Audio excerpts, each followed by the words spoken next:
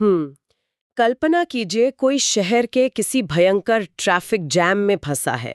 बाहर गाड़ियों का बहुत शोर है। दफ्तर से बॉस के लगातार मैसेजेस आ रहे हैं। हाँ, और घर की 10 तरह की जिम्मेदारियों का तनाव भी सिर पर हावी है। बिल्कुल।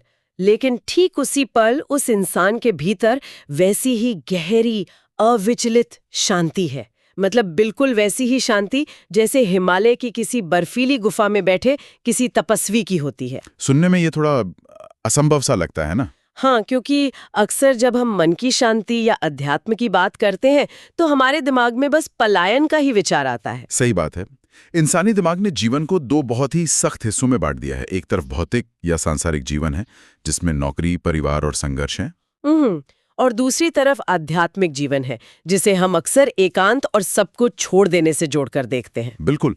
ये मान लिया गया है कि इन दोनों का एक साथ चलना मुमकिन ही नहीं है। लेकिन आज के हमारे इस गहरे विश्लेषण में, मतलब हमारे इस डीप डाइव में, हम जिस स्रोत पर बात करने वाले हैं वो इस पूरी धारणा को जड़ से हिला देता है। बहुत सही कहा आपने। आज हमारे पास 24.03.26h.pdf नाम का एक बहुत ही जटिल और दार्शनिक दस्तावेज है। और आज का हमारा मिशन ये समझना है कि ये स्रोत कैसे एक ऐसे ब्लूप्रिंट देता है जहां घर, परिवार, नौकरी या समाज को छोड़ने की कोई जरूरत नहीं है, बल्कि ये दुनिया के बीच रहकर भी दुनिया से बिल्कुल अलग और अछूता रहने की कला सिखाता है। बिल्कुल। ये पहाड़ों पर जाकर छुपने की वकालत नहीं करता। जो लोग जानकारी के इस महासागर में शांति खोज रहे हैं, उनके लिए इसमें बहुत ही अलग दृष्टिकोण है। और यही बात इस दस्तावेज को इतना प्रासंगिक बनाती है। ये किसी सन्यासी के लिए नहीं लिखा गया है।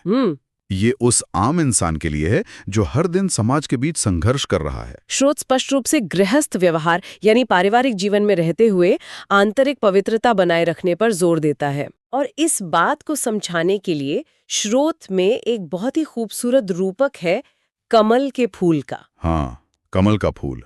ये सिर्फ कोई काव्यात्मक बात नहीं है, बल्कि एक पूरी प्रैक्टिकल कार्यप्रणाली है। कमल के फूल का उदाहरण तो हम अक्सर साहित्य में सुनते हैं कि वो कीचड़ में खिलता है, लेकिन ये स्रोत इसे मानसिक अवस्था से कैसे जोड़ रहा है? देखिए, स्रोत इस बात पर फोकस करता है कि कमल का फूल पानी के बीच कैसे रहता है। पानी ही उसका जीवन है। वो उसी से पोषण लेता है। सही बात है। लेकिन कमल की पत्तियों की बनावट ऐसी होती है कि पानी की एक बूंद भी उन पर टिक नहीं सकती। वो पानी में रहते हुए भी पानी से बिल्कुल अछूता रहता है। अच्छा, तो मतलब समाज में रहना है, जिम्मेदारियां निभानी है, लेकिन बाहर जो स्वार्थ है, नकारात्मकता है, उसे अपने भीतर प्रवेश नहीं करने देना है। बाहर का माहौल आपकी आंतरिक स्थिति को दूषित नहीं कर सकता। अगर हम इसे आज के तकनीकी युग से जोड़ें तो मुझे ये एक मॉडर्न वाटरप्रूफ स्मार्टफोन की तरह लगता है। अरे वाह, ये तुलना बहुत दिलचस्प है। कैसे? मतलब देखिए, आप उस फोन को पानी के अंदर ले जा सकते हैं। फोन पूरी तरह पानी से घिरा है, पानी का दबाव भी उस पे पड़ रहा है, लेकिन उस डिवाइस की सीलिंग इतनी मजबूत होती है कि पानी सिस्टम के अंदर नहीं जा सकता। वो अपना काम करता रहता है। एकदम सटीक उदाहरण है। इंसान संसार में है, लेकिन संसार इंसान के अंदर नहीं जा सकता। वो जो वाटरप्रूफ सीलिंग है, वही असल में हमारी मानसिक दृढ़ता है। बिल्कुल। लेकिन यहां से स्रोत एक बहुत ही गंभीर चेतावनी भी देता है। वो बताता है कि ये वाटरप्रूफ सीलिंग आखिर टूटती कैसे है, पानी अंदर कैसे रिसने लगता है। और इसे समझाने के लिए स्रोत हमारे सबसे अदृश्य दुश्मन की बात करता है, जैसे यहाँ माया कहा गया है। हाँ, माया या बुराइयां। और सबसे हैरान करने वाली बात यह है कि स्रोत ने माया की तुलना एक चूहे से की है। सच कहूं तो बुराइयों की तुलना चूहे से, ये मुझे थोड़ा अजीब लगा था। ऐतिहासिक रूप से तो हम बुराइयों को किसी विशाल राक्षस या खूंखार जानवर की तरह देखते हैं। चूहा ही क्यों? इसका तर्क चूहे के हमला करने के तरीके में छिपा है। बायोलॉजी के हिसाब से देखें तो स्रोत समझाता है कि जब चूहा किसी इंसान को सोती हुई अवस्था में काटता है तो वो बहुत चालाकी करता है। वो काटते समय लगातार उस जगह पर अपनी सांस से फूंक मारता रहता है। अच्छा। हाँ, इससे वो हिस्सा बिल्कुल सुन्न हो जाता है, जैसे किसी ने एनेस्थीसिया दे दिया हो। इंसान का खून निकलता रहता है, नुकसान होता रहता है, लेकिन उसे दर्द का एहसास ही नहीं होता। बाप रे, ये तो बहुत ही खतरनाक स्थिति है। मतलब हमारी ऊर्जा, हमारी सकारात्मकता धीरे धीरे खत्म हो रही है और हमें एहसास तक नहीं हो रहा। बिल्कुल, यही इस स्रोत का मुख्य पॉइंट है। बुराइयां या माया अचानक से कोई बड़ा हमला नहीं करती। वे बहुत खामोशी से जीवन में आती हैं। जैसे कोई छोटा सा झूठ बोलना। हाँ, या किसी के लिए मन में थोड़ी सी ईर्ष्या रखना। माया हमें ये महसूस कराती है कि अरे ये तो नॉर्मल है, आज की दुनिया में सब ऐसा ही करते हैं। तो ये जो खुद को सही ठहराने वाली बात है, यही माया की फूंक है। एकदम सही। इसी फूंक के कारण इंसान को अपने आध्यात्मिक पतन का दर्द महसूस नहीं होता। ये उदाहरण सच में दिमाग में छप जाता है। अक्सर हम सोचते हैं कि जब कोई बड़ा संकट आएगा तभी पता चलेगा कि हम गलत रास्ते पे हैं, लेकिन असली खतरा तो वो है जो सुन करके हमें खोखला कर रहा है। बिल्कुल। पर यहाँ मेरे मन में एक सवाल आ रहा है, ये माया रूपी चूहा हम पर हमला कर ही क्यों पाता है? वो सीलिंग कहाँ से दरकती है? श्रुति इसका बहुत ही स्पष्ट कारण बताता है, देहाभिमान। देहाभिमान मतलब शरीर का अहंकार? हाँ, अपनी भौतिक पहचान, अपने रूप रंग या अपने पद को लेकर जो अहंकार होता है। दस्तावेज कहता है कि जैसे ही इंसान इस देह अभिमान में आता है, माया को पंजा मारने का मौका मिल जाता है। अच्छा, तो अहंकार ही वो कमजोर कड़ी है। बिल्कुल।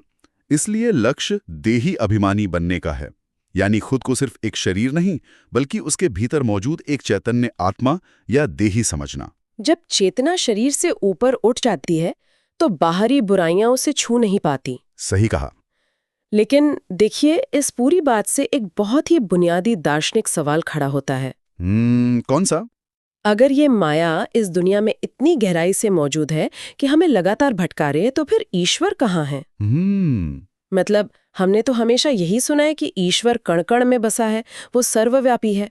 लेकिन ये स्रोत इस धारणा का बहुत मजबूती से खंडन कर रहा है। हाँ, ये इस दस्तावेज के सबसे गहरे तर्कों में से एक है। और यहाँ श्रोताओं के लिए ये स्पष्ट करना जरूरी है कि हम सिर्फ इस स्रोत में दी गई जानकारी का निष्पक्ष रूप से विश्लेषण कर रहे हैं। हम किसी भी धार्मिक मान्यता का पक्ष या विरोध नहीं कर रहे। बिल्कुल। हमारा काम बस इस स्रोत के विचारों को सामने रखना है। तो स्रोत ईश्वर के सर्वव्यापी होने को नकारता क्यों है? स्रोत तार्किक रूप से पूछता है कि अगर ईश्वर कण-कण में है तो इसका मतलब क्या हुआ? क्या वो पवित्र और अपवित्र दोनों जगह एक साथ मौजूद है? आम धारणा तो यही कहती है। पर स्रोत कहता है कि क्या वो न्याय करने वाले और अपराध करने वाले दोनों में है? भगवत गीता का संदर्भ देते हुए स्रोत कहता है कि ईश्वर नरक में या माया के प्रभाव वाली जगहों पर व्याप्त नहीं है। अच्छा। यहाँ तक कि ईश्वर के 24 अवतारों की बात या कछुए और मछली जैसे अवतारों की बात को यह स्रोत मिथ्या ज्ञान यानी भ्रमपूर्ण ज्ञान बताता है। अगर हम इस तर्क को थोड़ा लॉजिकली सोचें, अगर ईश्वर सच में हर जगह होता, हर इंसान के भीतर होता, तो आज इस कलयुग में हर जगह इतना दुख और अशांति क्यों होती? बिल्कुल सही पॉइंट है। अगर हर इंसान के भीतर ईश्वर बैठा है, तो लोग एक दूसरे को धोखा क्यों दे रहे हैं? ईश्वर खुद को ही दुख क्यों पहुंचाएगा? ये बात सच में मेल नहीं खाती। यही वो बिंदु है जहां स्रोत सर्वव्यापी होने के सिद्धांत को खारिज करता है। अगर दुनिया में दुख है तो वहां ईश्वरीय चेतना नहीं है। वर्ल्ड्स का जो कॉन्सेप्ट है, थोड़ा विस्तार से बताइए। पहली और सबसे सर्वोच्च दुनिया है निराकारी दुनिया, जहां कोई आकार नहीं होता। हाँ, स्रोत इसे अखंड ज्योति तत्व कहता है। और दिलचस्प बात यह है कि इसे एक रिटायर होम भी कहा गया है। रिटायर होम, ये शब्द बहुत अनोखा है। हाँ, क्योंकि ये वो जगह है जहां आत्माएं और परमात्मा बिना किसी भौतिक शरीर के सिर्फ प्रकाश के बिंदु रूप में रहते हैं। वहां केवल शांति है, कोई कर्म या हलचल नहीं है। और दूसरी दुनिया कौन सी है? दूसरी है आकारी दुनिया। ये एक सूक्ष्म दुनिया है। यहाँ सूक्ष्म प्रकाश वाले देवता रहते हैं, जैसे ब्रह्मा, विष्णु और शंकर। मतलब उनका एक आकार तो है, पर वो हाड़ मांस का शरीर नहीं है। बिल्कुल। और इसके बाद आती है तीसरी दुनिया, साकारी दुनिया, यानी हमारी ये भौतिक दुनिया। लेकिन स्रोत इस भौतिक दुनिया को भी समय के हिसाब से दो हिस्सों में बांटता है ना? हाँ, इसका पहला हिस्सा है निर्विकारी स्वर्ग। ये समय की शुरुआत का वो दौर है जहां सुख, शांति और पवित्रता होती है। और दूसरा हिस्सा है विकारी कलयुग, जो आज का समय है, जहां दुख और अशांति है। तो अगर हम इस पूरे स्ट्रक्चर को देखें तो पहली दो दुनियाएं शुद्ध हैं और इस दुनिया का शुरुआती हिस्सा भी शुद्ध था। तो ये जो दुख की दुनिया है, इसे किसने बनाया? अक्सर लोग तो हर दुख के लिए ईश्वर को ही दोष देते हैं। और यहीं पर स्रोत एक बहुत बड़ा वैचारिक बदलाव लाता है। वो साफ कहता है कि दुख की दुनिया ईश्वर ने नहीं बनाई। अच्छा। ईश्वर की रचना तो सुख की थी। ये दुख इंसानों ने खुद पैदा किया है। जब इंसान ईश्वर को भूल गया, देह अभिमान में आ गया, तो उसने अपने कर्मों से अशांति पैदा की। ये एक बहुत ही सशक्त दृष्टिकोण है। पर ये हम पर एक बहुत बड़ी जिम्मेदारी भी डाल देता है। बिल्कुल। क्योंकि अगर ये दुनिया हमारे कर्मों का नतीजा है तो भविष्य भी हमारे ही रोजमर्रा के व्यवहार पर निर्भर करेगा। और इसीलिए ये स्रोत दार्शनिक बातों से निकलकर सीधे इंसानी व्यवहार और कर्मों के गणित पर आ जाता है। कर्मों का नियम तो हम जानते हैं, पर स्रोत इस वर्तमान समय के लिए एक सख्त चेतावनी देता है। वो चेतावनी क्या है? स्रोत कहता है कि अभी जो समय चल रहा है, इसमें किए गए किसी भी पाप कर्म का साधारण दंड नहीं मिलता, उसका 100 गुना दंड मिलता है। 100 गुना? ये तो बहुत बड़ा नंबर है। मतलब इस वक्त हर छोटे से छोटे गलत काम का बहुत भारी परिणाम भुगतना पड़ेगा। हाँ। लेकिन जब हम अच्छे कर्मों की बात करते हैं तो अक्सर लगता है कि जो बहुत अमीर हैं, जो लाखों का दान करते हैं, उनका आध्यात्मिक खाता बहुत बड़ा होगा। इस बारे में स्रोत क्या कहता है? गरीब और अमीर की आध्यात्मिक हैसियत कैसे तय होती है? स्रोत इस भौतिक मापदंड को पूरी तरह से नकार देता है। मान लीजिए कोई गरीब व्यक्ति है जो अपनी ईमानदारी की कमाई से सिर्फ 8 आना या 1 रुपया दान करता है, और दूसरी तरफ कोई अमीर व्यक्ति 1000 रुपया देता है। स्रोत कहता है कि अगर वो गरीब बिना पाप कर्म किए जी रहा है तो उसका पद उस अमीर से बहुत ऊंचा है। अरे वाह! हाँ, क्योंकि आध्यात्मिक गणित पैसों का नहीं है, वो आपकी नीयत का गणित है। ये बात तो उन लोगों को बहुत सुकून देगी जिन्हें लगता है कि उनके पास दुनिया को देने के लिए कुछ नहीं है। मतलब हमारा व्यवहार ही हमारी सबसे बड़ी संपत्ति है। बिल्कुल सही कहा आपने। और आपसी व्यवहार को लेकर ही मैंने स्रोत में 2 बहुत ही सटीक शब्द पढ़े थे, क्षीरखंड और लून पानी। ये आज के रिश्तों पर बहुत फिट बैठते हैं। हाँ, ये दोनों शब्द मानवीय संबंधों की पूरी केमिस्ट्री समझा देते हैं। क्षीरखंड का मतलब है क्षीर यानी दूध और खंड यानी शक्कर। दूध और शक्कर। जब दूध में शक्कर मिलती है तो वो इस तरह घुल जाती है कि अलग से नजर ही नहीं आती, बस मिठास रह जाती है। हाँ, एकदम एक हो जाते हैं। स्रोत कहता है कि हमें परिवार और समाज में बिल्कुल ऐसे ही घुल मिलकर रहना चाहिए। और इसकी उलट स्थिति को लून पानी कहा गया है। यानी नमक और पानी। नमक पानी में घुल तो जाता है, पानी दिखने में साफ भी लगता है, लेकिन उसका स्वाद एकदम खारा हो जाता है। लून पानी होने का मतलब है कि रिश्तों में ऊपर से तो सब ठीक दिख रहा है, पर अंदर ही अंदर झगड़े और कड़वाहट है। अगर हम इसे आज के दफ्तरों या टीम वर्क से जोड़कर देखें तो ये बात कितनी सच है। जब लोग लून पानी की तरह रहते हैं, मतलब अंदर से उलझते हैं, तो उससे कितना नुकसान होता है। हाँ, स्रोत इसे डिससर्विस या अहित कहता है। इससे पूरी व्यवस्था का विकास रुक जाता है। तो हमें क्षीरखंड बनना चाहिए, पर इसके लिए सबसे जरूरी चीज क्या है? इसके लिए जो सबसे बुनियादी चीज चाहिए वो है निर्माण चित्त होना। निर्माण चित्त मतलब विनम्रता। हाँ, पूरी तरह से अहंकार का त्याग। स्रोत यहाँ एक बहुत बड़ी विडंबना सामने रखता है।